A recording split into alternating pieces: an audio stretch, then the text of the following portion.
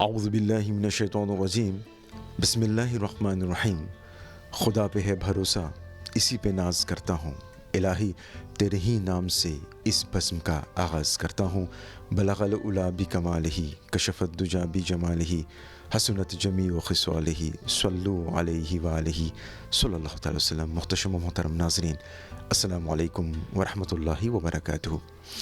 اس امید سے، اس توقع سے اس بزم کا آغاز کر رہے ہیں کہ اللہ رب العزت کے فضل و کرم اور تاجدار مدینہ، راحت قلب و سینہ، صاحب معطر پسینہ جناب محمد مصطفیٰ صلی اللہ تعالی وسلم کے صدقے آپ خیر و عافیت سے ہوں گے. انجمن پروگرام میں ایک بار پھر ہم آپ کا خیر مقدم کرتے ہیں اور آج ہم آپ کو پیش کر رہے ہیں ایک ملاقات.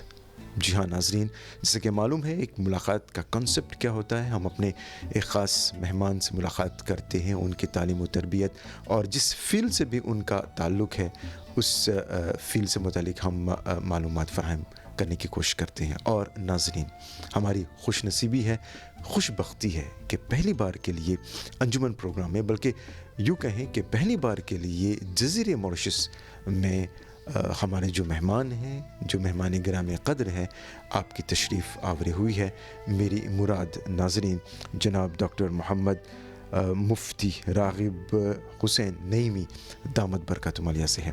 آپ دراصل جامعہ نعیمیہ یونیورسٹی لاہور کے پرنسپل ہیں اور خاص آپ کی تشریف آوری توحا اکیڈمی کی توسط سے یہاں پر ممکن ہوئی ہے. انشاءاللہ دوران پروگرام ان سب کے بارے میں ہم ذکر کریں گے. اور جیسے کہ میں نے آپ کو بتایا کہ حضرت قبلہ کا تعلق خاص میدان سے ہے، ایک وہ میدان جو ہے تعلیم، اور اسی کے متعلق ہم گفتگو کریں گے. ان کے تجربات ہم مستفید ہونے کی کوشش کریں گے.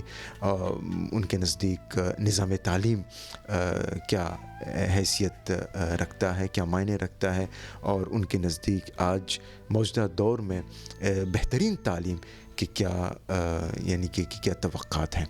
تو ان سب کے بارے میں ہم ذکر کریں گے. آئیے بلا تاخیر ہم اپنے مہمان گرامی قدر سے ملاقات کرتے ہیں. حضرت قبلہ السلام علیکم ورحمۃ اللہ وبرکاتہ.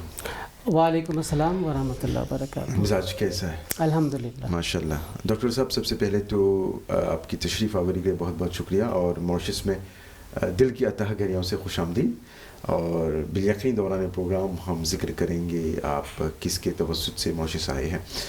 آغاز، چونکہ یہ ایک ملاقات پروگرام ہے، ایک ملاقات سے ہم اپنے مہمان گرامی قدر سے ملاقات کرتے ہیں. روایتی سوال ہے کہ اپنے تعلیمی سفر کے بارے میں ذرا کچھ بتائیں. بہت شکریہ جناب انور صاحب. تعلیمی سفر کا آغاز چھوٹی عمر سے ہی ہو گیا. جی. مجھے اچھی طرح یاد ہے دادا جان نے ایک بڑے عالم سے قرآن کریم کی بسم اللہ سے آغاز کروایا. ماشاء اللہ. اور دارالعلوم میں ہی درسیات کی تعلیم حاصل کی. جی.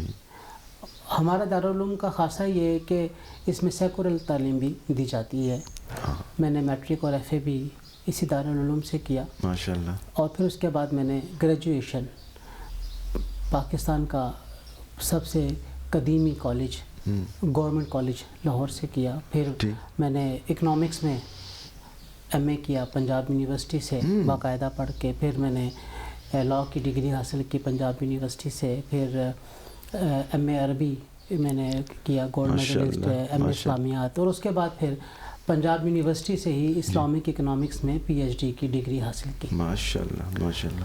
تعلیمی سفر چلتا رہا اور اس تعلیمی سفر کا اختتام 2015 پہ ہوا جب مجھے پنجاب یونیورسٹی نے ڈاکٹریٹ کی ڈگری عطا کر دی. ماشاء اللہ. لیکن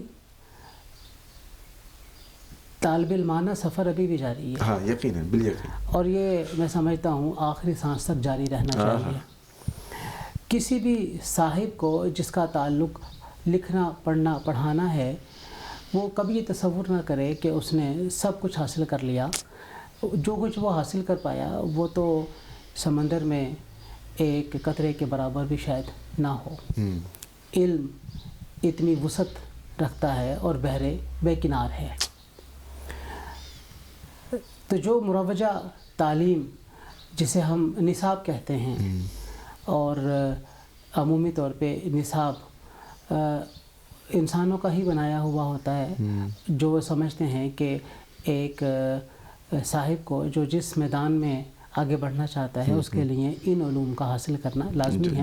وہ نصاب بہرحال مکمل کیے، دینی تعلیم کا بھی کیا، سیکولر کا بھی کیا، اور جو ہمارا دینی ادارہ ہے وہ دینی ادارہ بھی ہے اور سیکولر تعلیم کا ادارہ بھی ہے. بچوں کو ہم دونوں تعلیم وہاں پر دیتے ہیں. وہیں سے پھر میں نے پڑھانے کا آغاز بھی کیا. ماشاء اللہ. 1993 میں 93 میں میں نے پڑھانے کا آغاز کیا، اور پھر 2009 میں کم و بیش 16-17 سال کے بعد جب میرے والد صاحب کی شہادت ہو گئی تو مجھے ادارے کی کمیٹی نے اور بورڈ آف گورنر نے ادارے کا پرنسپل مجھے نامینیٹ کیا، اور پھر اس وقت سے لے کر آج تک میں بطور پرنسپل قائم کر رہا ہوں. یعنی کہ نعیمیہ اسلامیہ یونیورسٹی کے آپ ابھی پرنسپل. ماشاء اللہ.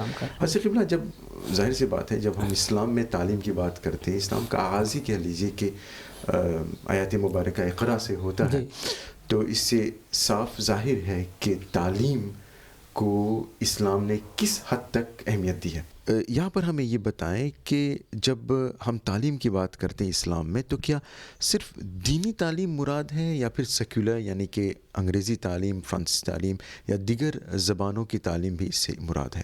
دیکھیے، میرا پوائنٹ آف ویو یہ ہے کہ جب ہم انگریزی زبان کے لفظ سائنس یا سائنسز کو عربی زبان میں ٹرانسلیٹ کرتے ہیں تو اس کا عربی زبان میں اسے کہا جاتا ہے العلم. سائنسز کو العلم کہا جاتا ہے. جی. اور جب ہم علم کی بات کرتے ہیں تو قرآن کریم میں اللہ تبارک و تعالی نبی کریم صلی اللہ علیہ وآلہ وسلم کی اس دعا کو ذکر فرما رہا ہے، قل رب زدنی علما، اے پروردگار میرے علم میں اضافہ فرما، یعنی مجھے سائنسز عطا فرما، جو بھی علوم ہیں. میرا یہ خیال ہے کہ ہمیں علم کو محدود نہیں کرنا چاہیے دینی علم کے ساتھ.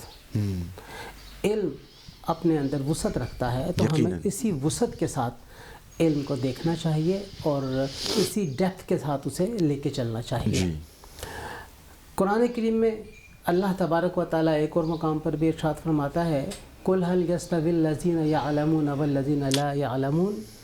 اہل علم اور جو علم نہیں رکھتے وہ آپس میں برابر نہیں ہے. تو اس اعتبار سے اگر دیکھا جائے تو علم یہ دینی اور دنیاوی دونوں طرح کے علوم پر مشتمل ہے. ہمارے والد گرامی ڈاکٹر سرفراز نعیمی شہید یہ فرمایا کرتے تھے کہ ایک عالم کو جس نے مسجد میں بیٹھ کر جمعے کا خطبہ دینا ہے، اپنے تمام مقتدیوں پر، نمازیوں پر علم کے اعتبار سے فوقیت حاصل ہونی چاہیے. اب مقتدی میں ایک ڈاکٹر بھی بیٹھا ہے، ایک انجینئر بھی بیٹھا ہے، میتھمیٹیشین بھی بیٹھا ہے، وہاں پہ ہسٹریوگرافر بھی بیٹھا ہے، سائنٹسٹ بھی بیٹھا ہے. تو عالم کو اتنا علم اپنے مقتدیوں کے علوم کے بارے میں ہونا چاہیے کہ اگر وہ بات کرے تو ان مقتدیوں کو بات سمجھ میں آ جائے. کیا بات ہے. تو یہ میرے والد صاحب کا کہنا تھا. اسی اعتبار سے انہوں نے تربیت بھی کی اور انہوں نے پھر پڑھائی کے میدان کی طرف رغبت بھی دلائی. اور میں یہ سمجھتا ہوں کہ اگر آج میں اپنے علم کے اعتبار سے اور اپنے اب تک کی اچیومنٹ کے اعتبار سے جس مقام پر میں موجود ہوں، اس میں ابتداً میری والدہ کا بڑا حصہ ہے اور ثانیاً میرے والد گرامی علیہ رحمہ کا، کہ جنہوں نے مجھے علم کے کسی بھی شعبے میں جانے سے نہ روکا اور نہ اس بات کی پرواہ کی کہ اس کے اوپر خرچ کتنا آئے گا. تو انہوں نے مجھے ہر موقع کے اوپر ہر طرح سے علم حاصل کرنے میں مدد کی. ماشاءاللہ. تو ڈاکٹر صاحب، بقول سے کہ آپ کہہ رہے ہیں، یقیناً اسلام نے تعلیم کو مقید نہیں کیا ہے، بلکہ جو بھی تعلیم حاصل کرے وہ تعلیم حاصل کرے، کیونکہ ہر تعلیم فائدہ مند ہے. تو کیا آج کے دور کے اعتبار سے اگر جب ہم بات کرتے ہیں تو بالیقین اس بات سے آپ متفق ہوں گے کہ ہر عالم کو کہیں نہ کہیں اپڈیٹ ہوتے رہنا چاہیے. جی. ایسا نہ ہو کہ ایک کورس انہوں نے ختم کر لیا اور وہاں تک آپ رک گئے. کیا نظر ہے آپ کا؟ آپ کی بات بالکل بچا ہے. میں آپ کی بات کو انڈورس کرتا ہوں اور میں یہ سمجھتا ہوں کہ علوم دینیا میں ریفریشر کورس کا کوئی نظریہ اور اہتمام نہیں ہے. نئے پیش آمدہ مسائل اتنے تیزی کے ساتھ ہمارے سامنے آ رہے ہیں جی کہ ان کے بارے میں ہمیں ہر لمحہ اپ ڈیٹ ہونے کی ضرورت ہے. ہمارے پاکستان میں آج کل ایک مسئلہ چل رہا ہے, وہ ہے establishment of human milk bank.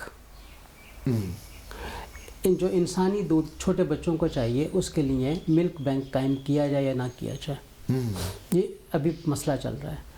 میں اس مسئلے کے اوپر آج سے 6 سال پہلے جمعے کے خطبے میں بات کر چکا. اللہ. اور میں جس ادارے اسلامی ذاتی کونسل کا چیئرمین ہوں, وہاں پہ ہم نے کوئی 10-12 سال پہلے اس پہ بات کر ڈالی ہے. تو یہ جو اپڈیشن ہے یہ رہنی چاہیے, اور نئے پیش آمدہ مسائل کے بارے میں پہلے ہی سے آپ کو کلیئر ہونا چاہیے, کیونکہ آج نہیں, کل نہیں, پرسوں ان مسائل کا آپ کو سامنا کرنا ہے. ابھی ایک نیا مسئلہ ہمارے ہاں شروع ہو رہا ہے, وہ ہے سیروگیسی کا, جس میں عمومی طور پہ ہم یہ دیکھتے ہیں کہ بچے کی حقیقی ماں کی بجائے ایک دوسری ماں, جسے ہم کرائے کی ماں کہہ سکتے ہیں, وہ اڈاپٹ کی جاتی ہے. تو اس مسئلے کے اوپر بھی ہم 4 سال پہلے اپنے آپ کو کلیئر کر چکے ہیں کہ یہ جائز نہیں ہے, لیکن پاکستان میں یہ آج کل ڈیبیٹ کا حصہ بننا شروع ہو رہی ہے.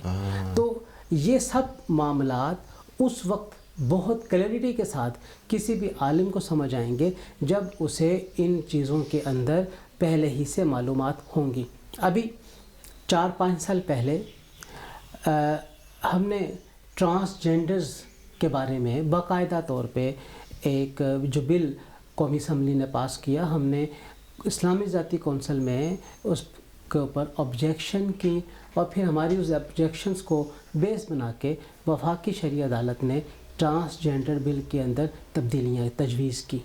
تو یہ سارے معاملات جو کہ ہم پہلے ہی سے سمجھتے ہیں کہ ہمیں اس کے اوپر ایڈریس کرنے کی ضرورت ہے, اور علماء کو گہرائی میں جا کے اس کو سمجھنے کی ضرورت ہے.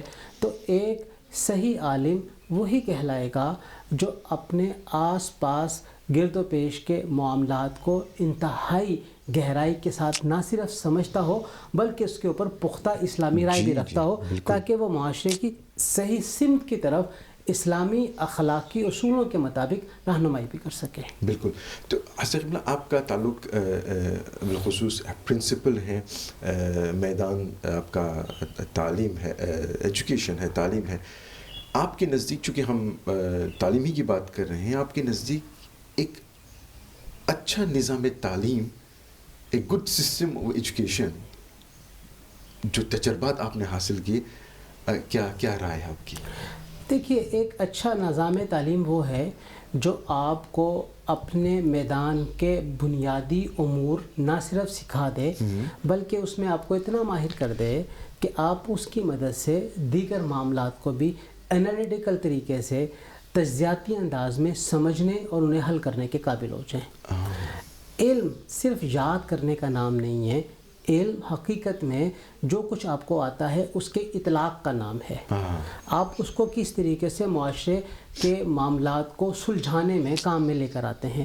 اگر آپ کا علم آپ کو تجزیاتی فکر نہیں دیتا, اگر آپ کا علم آپ کو مسائل سلجھانے کا طریقہ کار نہیں سمجھاتا ہے, اور اگر آپ اپنے علم کے ذریعے سے پیش آمدہ مسائل کا حل نہیں نکال سکتے ہیں, تو پھر یہ علم آپ کے لیے کسی فائدے کا باعث نہیں ہے. پھر چند رٹی ہوئی چیزیں ہیں جو آپ جانتے ہیں اور جو آپ کو یاد ہیں, اور آپ انہیں صرف اور صرف پیش امام کے طور پہ یا مسجد میں امامت کے طور پہ آپ انہیں بار بار دہرا رہے ہیں، بار بار ریپیٹ کر رہے ہیں۔ جو مسجد کا امام ہے وہ نہ صرف ان کی نمازوں کا امام ہے بلکہ ان کی زندگی میں بھی امام ہونا چاہیے، اور زندگی میں بھی ان کے مسائل حل کرنے کا طریقہ اور مسائل حل کرنے کا مکمل انداز امام کو آنا چاہیے۔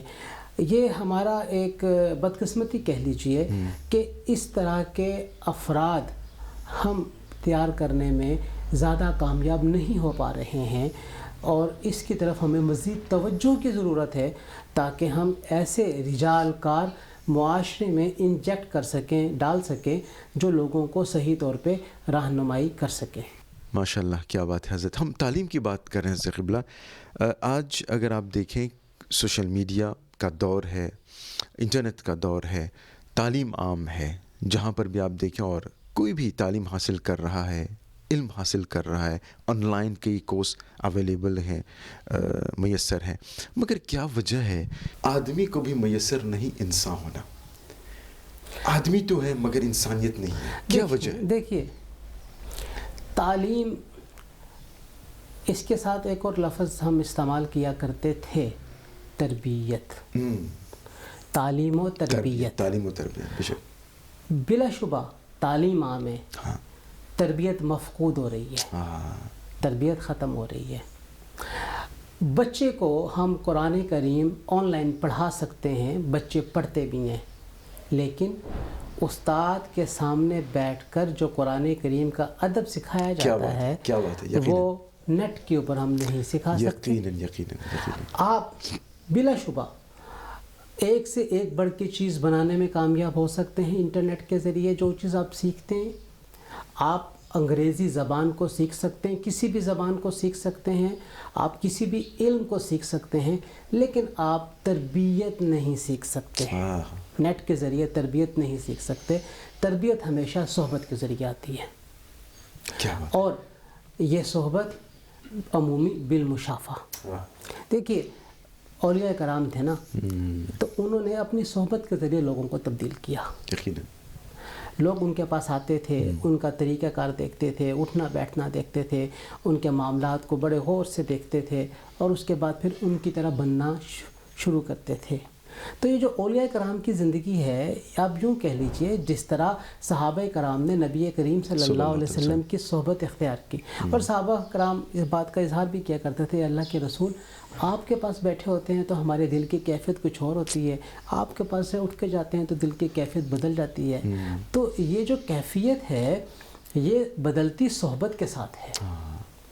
تو آج کے اس تعلیم کے دور میں اور سوشل میڈیا اور انٹرنیٹ کے دور میں بلا شبہ لوگ علم حاصل کرنے میں کامیاب ہیں، لیکن تعلیم کے ساتھ تربیت نہیں مل رہی۔ ہم اپنے ملک میں یہ کہتے ہیں کہ ہم نے اپنے بچوں کو روبوٹ بنا دیا۔ روبوٹ کا رزلٹ 100% ہوتا ہے۔ بڑی عجیب بات ہے، 1200 میں سے ایک بچے کے 1190 نمبر ہیں، 1195 نمبر ہیں۔ ہی ایکٹڈ لائک اے روبوٹ، اس نے پیپر روبوٹ کی طرح دیا کہ 1200 میں سے اس کے 1195 نمبر آ گئے، 1190 نمبر آ گئے، صرف 10 نمبر کم، 1100 میں سے 10، 99% اس کا مارکس آ گیا، 98% مارکس آ گیا۔ یہ ایکوریسی تو مشینوں کے اندر ہوتی ہے، تو ہم نے تو اپنے بچوں کو مشین بنا دیا نا۔ یہ وہ بچے ہیں جنہیں تعلیم آتی ہے، جنہیں سب کچھ آتا ہے، جانتے ہیں، لیکن انہیں کھانا کھانے کا طریقہ نہیں آتا، انہیں لوگوں کے ساتھ ملنے کا طریقہ نہیں آتا، انہیں چھوٹوں کے اوپر شفقت کرنے نہیں آتی، بڑوں کا ادب کرنا نہیں آتا۔ اور یہ صرف ہمارے ملک میں نہیں ہے، ہم اسے پوری دنیا میں ایسا ہی ہوتا ہوا دیکھ رہے ہیں، اور عام رجحان ہے، اور یہ ہر جگہ کا مسئلہ ہے۔ یہ موریشس کا مسئلہ بھی ہے، یہ یو کے کا مسئلہ بھی ہے، امریکہ کا مسئلہ بھی ہے، اور پھر اس تربیت کی کمی میں اس نے بھی بہت عمل دخل آ گیا کہ ہم نے انسانوں کے حقوق خود سے بنا کے ایک دوسرے کے اوپر نافذ کر دی ہے کہ یہ انسان کے حقوق ہیں، جس میں بولنے کی آزادی ہے، جس میں اسمبلی کی آزادی ہے، جس میں آپ کوئی بھی مذہب اختیار کریں اس کی آزادی ہے۔ اسی طریقے سے بچوں کے حقوق بھی ہم نے متعین کر دیے، جبکہ آپ مذہب کو دیکھیں مذہب کا ایک الگ پیراڈائم ہے اور مذہب اس میں حقوق اور طریقے سے عطا کرتا ہے، اور ان حقوق کے دینے کے اندر بہرحال کہیں نہ کہیں پر ہلکا سا چیک اینڈ بیلنس بھی ہے، جو جدید معاشرے میں چیک اینڈ بیلنس ختم ہو چکا۔ جی جی جی جی تو ہم یہ سمجھتے ہیں کہ مذہب کا چیک اینڈ بیلنس ساتھ رہنا چاہیے، تو اس سے بچے کی تربیت بہت اچھی ہوتی ہے اور معاشرہ اچھے طریقے سے پرفارم کرتا ہے۔ ماشاءاللہ۔ ناظرین، ہم آپ کو بتا دیں کہ اس وقت آپ ایک ملاقات پروگرام دیکھ رہے ہیں، اور آج ہم آپ کی ملاقات کروا رہے ہیں جامعہ نعیمیہ اسلامیہ یونیورسٹی لاہور کے پرنسپل حضرت ڈاکٹر مفتی محمد راغب حسین نعیمی دامت برکاتہم عالیہ سے۔ ابھی تک حضرت قبلہ نے بہت ساری باتوں کی طرف انہوں نے اشارہ کیا، بالخصوص آپ نے بتایا کہ آج باوجود کہ علم عام ہے، لوگ تعلیم حاصل کر رہے ہیں، مگر تربیت کی کمی ہے۔ اب اس تربیت کو کس طرح پورا کیا جائے، بالیقین اس پر گھنٹوں بحث ہو سکتی ہے۔ آئیے ہم اپنے گفتگو کو آگے بڑھاتے ہیں اور حضرت قبلہ سے کچھ مزید معلومات حاصل کرنے کی کوشش کرتے ہیں۔ حضرت قبلہ، تھوڑی دیر پہلے آپ نے بتایا، غالباً میں آپ ناظرین کو بھی یہ بتانا چاہوں گا کہ الحمدللہ آپ کا تعلق پاکستان سے ہے، لاہور سے ہے، مگر الحمدللہ آپ نے دنیا دیکھی ہوئی ہے، مختلف ممالک کا دورہ آپ نے کیا ہے بطور پروفیسر، بطور ڈاکٹر، بطور یعنی کہ ایک دانشور، ایک اسکالر۔ تو جس تربیت کی بات کر رہے ہیں آپ، جس تربیت کی کمی کی ہم بات کریں، تو اس کو کس طرح ہم اس کمی کو پورا کیا جا سکتا ہے؟ دیکھیے، انٹرنیٹ کے اس دور میں جب ہر چیز آن لائن ہو چکی ہے، ایسا اہتمام لازمی ہونا چاہیے کہ استاد کی صحبت طالب علم کو میسر آئے، چاہے وہ تھوڑی دیر کے لیے ہو۔ صحبت سے، کمپینین شپ سے انسان بہت کچھ سیکھتا ہے۔ انسان ہمیشہ سے رول ماڈل کو فالو کرتا ہے۔ ہاں، استاد، مربی، رہنما، گائیڈ کرنے والا، یہ سارے کے سارے رول ماڈل ہیں۔ ان کے ساتھ جب آپ رہتے ہیں، وقت گزارتے ہیں، تو آپ بہت چیزیں سیکھتے ہیں۔ آپ کو لوگوں کے ساتھ معاملہ فہمی آتی ہے، بات چیت کرنے کا طریقہ پتہ لگتا ہے، مختلف رویوں کے سامنے آنے پر جوابی رویہ کیا ہونا چاہیے، اسی طریقے سے سیکھا اور سکھایا جاتا ہے۔ انسان کے رویے بہت میٹر کرتے ہیں، ان رویوں کو ڈیل کیسے کرنا ہے یہ اس سے زیادہ میٹر کرتا ہے۔ تو جو بیہیویئرل چینجز ہیں ہمارے معاشرے کی، اسے ہم دوبارہ سے اگر واپس لانا چاہتے ہیں، اس کو دوبارہ سے صحیح کرنا چاہتے ہیں، تو پھر کمپینین شپ کو ہمیں فروغ دینے کی ضرورت ہے۔ ہمارے والدین اپنے بچوں کو کمپنی نہیں دیتے، صبح ناشتے کی ٹیبل پہ ملتے ہیں اور اس کے بعد کھانے کی ٹیبل پہ ملتے ہیں، اور بیچ میں والدین کا کوئی انٹریکشن نہیں ہے۔ کبھی کبھی وہ بھی نہیں ہوتا ہے، کبھی کبھی وہ بھی نہیں ہوتا۔ تو یہ جو انٹریکشن ہے یہ لازمی ہونا چاہیے، اور خاص طور پہ میں یہ سمجھتا ہوں کہ والد کو اپنے بچوں کو اپنے کام کی جگہوں پر لے جانا چاہیے، تاکہ وہ دیکھیں کہ کس طریقے سے ڈیلنگ ہوتی ہے، چاہے وہ سکول ہے، چاہے وہ کالج ہے، چاہے وہ فیکٹری ہے، چاہے وہ شاپ ہے، یا کوئی بھی اور جگہ ہے، جہاں پہ بھی ممکن ہو وہ انہیں ساتھ لے کر جائے۔ بازار میں سامان خریدنے کے لیے جانا ہے تو باپ اکیلا نہ جائے، ماں اکیلی نہ جائے، اپنے بچوں کو ساتھ لے کر جائے، تاکہ انہیں پتہ چلے بچوں کو کہ ڈیلنگ کیسے کی جاتی ہے۔ ٹریولنگ بچوں کے ساتھ ہونی چاہیے، اور ٹریولنگ میں بچوں کو ٹاسک دیا جائے، اس کے نتیجے میں بچے بہت سی چیزیں معاشرے سے سیکھتے ہیں۔ باپ اور ماں کی نگرانی میں اور استاد کی نگرانی میں جو چیز سیکھی جائے گی وہ ایور لاسٹنگ ہوگی، اور جو چیز ان کے نگرانی کے بغیر سیکھی جائے گی وہ رینڈم ہوگی، وہ پن پوائنٹ نہیں ہوگی۔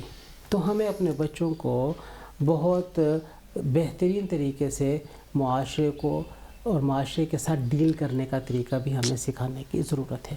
پھر اس کے ساتھ ساتھ میں یہ سمجھتا ہوں کہ ہم اپنے معاشرے کو اور زیادہ اچھا سدھار سکتے ہیں جب ایک ہی فکر اور ایک ہی سوچ کے لوگ ہم آپس میں ایک جگہ پہ بیٹھ کر اس کو آگے انکلکیٹ کرنے کی کوشش کریں, لوگوں کو بتانے کی کوشش کریں, اور سارے کے سارے ایک ہی نظریے کے اوپر ہوں. ہم یہ بھی دیکھتے ہیں کہ فیملیز کے اندر کوئی ایک بڑا ہوتا ہے جس کا سب پہ اثر ہوتا ہے اور اس کی وجہ سے کام خراب ہوتا ہے بسا اوقات. تو اس بڑے کو بھی چاہیے کہ وہ سب کو اپنے ساتھ لے کر چلے, نہ کہ سب کے اوپر اپنا حکم نافذ کرے. تو یہ جو ایک فیملی سسٹم ہے جو بریک ہونے کی طرف جا رہا ہے, نہ صرف پاکستان میں بلکہ دنیا میں بھی, اگرچہ مسلمانوں میں اس کا بریک ہونے کا ریشو قدرے کم ہے, لیکن بہرحال ہمیں مسائل کا سامنا ہے اور اس بریک ہوتے ہوئے فیملی سسٹم کو ریوائیو کرنے کی ضرورت ہے. اس کی ایک بڑی وجہ حضرت قبلہ شاید آج ٹیکنالوجی ہے. ٹیکنالوجی سے میری مراد موبائل فون, انٹرنیٹ, کہ ظاہر سی بات ہے یہ ایک ایسا آلہ ہے جو بہت ضروری بھی ہے, مگر جیسے کہ کہتے ہیں کہ اگر کسی کو چھری دے دیں تو اپنا ہاتھ انگلی بھی وہ کاٹ سکتا ہے. تو اس کو لے کر, انٹرنیٹ کے استعمال کو لے کر یا سوشل میڈیا کے استعمال کو لے کر آپ کیا پیغام دینا چاہیں گے؟ دیکھیے, سوشل میڈیا کا پازیٹیو استعمال بھی ہے, نیگیٹیو استعمال بھی ہے. سوشل میڈیا استعمال ضرور کریں لیکن پازیٹیو طریقے سے کریں. سوشل میڈیا پہ آئی ہوئی ہر خبر, ہر بات اتھینٹک نہیں ہوتی. آپ تجزیہ کریں کہ سوشل میڈیا پہ جو بات آ رہی ہے اس کی اتھینٹسٹی کیا ہے, اور اس کے بعد پھر اس کو اڈاپٹ کریں. اگر آپ اچھے لکھاری بننا چاہتے ہیں, اچھے تجزیہ کار بننا چاہتے ہیں, تو آپ کو رینڈم ایکسیس کی بجائے پن پوائنٹ ایکسیس چاہیے انٹرنیٹ کے اوپر, جو آپ کا ذہن خود آپ کو بتائے گا کہ آپ نے کیا چیز اڈاپٹ کرنی ہے اور کیا چیز آپ نے ریجیکٹ کرنی ہے. انٹرنیٹ کے ذریعے ہمارے پاس جو مختلف گیجٹس اور ایپس ہیں جو کہ ہم اپنے موبائل میں استعمال کرتے ہیں, they are just wasting our time, our precious time. Randomly ہم سرفنگ کر رہے ہیں, فیس بک کے اوپر سرفنگ کر رہے ہیں, واٹس ایپ کے اوپر کر رہے ہیں, ٹویٹر کے اوپر کر رہے ہیں, ایکس کے اوپر کر رہے ہیں, کچھ اور ہم چیزیں کر رہے ہیں. They are just wasting our time. Concrete کام سوشل میڈیا پہ نہیں ہے. کنکریٹ کام, ریسرچ ورک 100% سوشل میڈیا پہ اویلیبل نہیں ہے. جو کتاب کے ساتھ ایک تعلق ہے وہ ہمیں دوبارہ سے ریوائیو کرنے کی ضرورت ہے. دیکھیے, کتاب کا کاغذ, کاغذ کی خوشبو, کاغذ کا لمس, ریڈنگ کلچر, کاغذ کا پلٹنا اور کتاب کا خوبصورت ہونا, یہ سب چیزیں میٹر کرتی ہیں. ظاہر سی بات ہے. تو سوشل میڈیا کے اس دور میں ہم نے کتابوں کو پی ڈی ایف کی صورت میں اپنے موبائلوں میں کر لیا ہے, چلیں ٹھیک ہے, مان لیا, لیکن پھر بھی جو کتاب کو ہاتھ میں پکڑ کے پڑھنے کا مزہ ہے وہ موبائل کے ذریعے نہیں ہے. صحیح ہے. تو ہمیں وہ جو ریڈنگ کلچر ہے اس کو دوبارہ سے ریوائیو کرنے کی ضرورت ہے, اور اپنے طلباء کو, اپنے بچوں کو یہ بتانے کی ضرورت ہے کہ سوشل میڈیا ایک میڈیم ہے, سب کچھ نہیں ہے. اس کے ذریعے آپ اچھا بھی کر سکتے ہیں اور برا بھی کر سکتے ہیں. It is up to you whether you choose a right way اور رانگ وے. حضرت قبلہ, انجمن پروگرام کا ایک مقررہ وقت ہوتا ہے, ویسے سوالات بہت ہیں. آخری سوال میں کرنا چاہوں گا آپ سے. الحمدللہ جزیرے موریشس میں یہ آپ کا پہلا دورہ ہے, اور خاص جہاں تک مجھے معلوم ہوا ہے کہ طحا اکیڈمی کی توسط سے آپ یہاں پر تشریف لائے ہیں. الحمدللہ طحا اکیڈمی ایک بہت بڑا منصوبہ ہے, بہت بڑا پروجیکٹ ہے.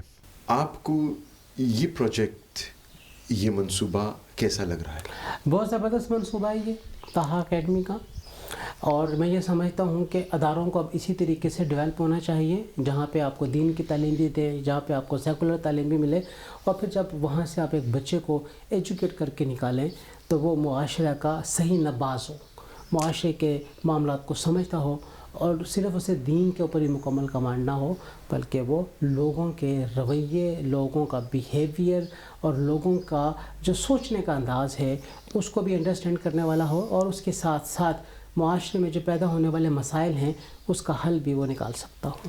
مگر یہ اتنا آسان تو نہیں ہوگا نا؟ ظاہر بات ہے, اٹ ٹیکس ٹائم, وقت لگتا ہے, بہت ساری مشکلات کا سامنا کرنا پڑا. اب دیکھیے, مجھے 15 سال پرنسپل کو ہوئے اور ہمارے ادارے کو بنے ہوئے 70 سال ہونے والے ہیں. ماشاءاللہ 70 سال سے زیادہ کا عرصہ کم و بیش ہمارا ہو گیا ہے 1953 کے اندر ہمارا ادارہ قائم ہوا تھا. اب 70 سال یہ تقریباً ہو گئے. تو اب یہ ہے کہ 70 سالوں میں ڈیولپمنٹ کیا ہے. اب پچھلے 5 سال میں نے اپنے ادارے کو لاہور بورڈ کے ساتھ ایفیلیٹ کیا, پنجاب یونیورسٹی کے ساتھ BS میں ایفیلیٹ کیا. جو HEC ہائر ایجوکیشن کمیشن ہے وہاں پہ ہمارا ادارہ دینی تعلیم کے لیے انلسٹ ہو گیا. ہمارے ادارے کی ڈگری HEC ریکگنائزڈ کرتی ہے for the education of Islamic studies, اور ایکول کرتا ہے وہ MA اسلامیات اور MA عربی کے. تو یہ چیزیں ڈیولپمنٹ راستہ جو ہے وہ ٹیکس ٹائم. تو over a period of 70 years ہم یہاں تک پہنچے ہیں. تو وقت لگتا ہے چیزوں کو ڈیولپ ہونے میں, اور ہم یہ امید کرتے ہیں کہ اگلے 5 سال میں طہا اکیڈمی بہت اچھے طریقے سے اپنے معاملات کو لے کر سٹینڈ کر جائے گی انشاءاللہ. انشاءاللہ بس یہی دعا ہے کہ اللہ رب العزت طہا اکیڈمی کے منتظمین کو غیب سے مدد فرمائے اور ان کی ہمت میں اضافہ کرے انشاءاللہ. حضرت قبلہ ان باتوں کے لیے بہت بہت شکریہ.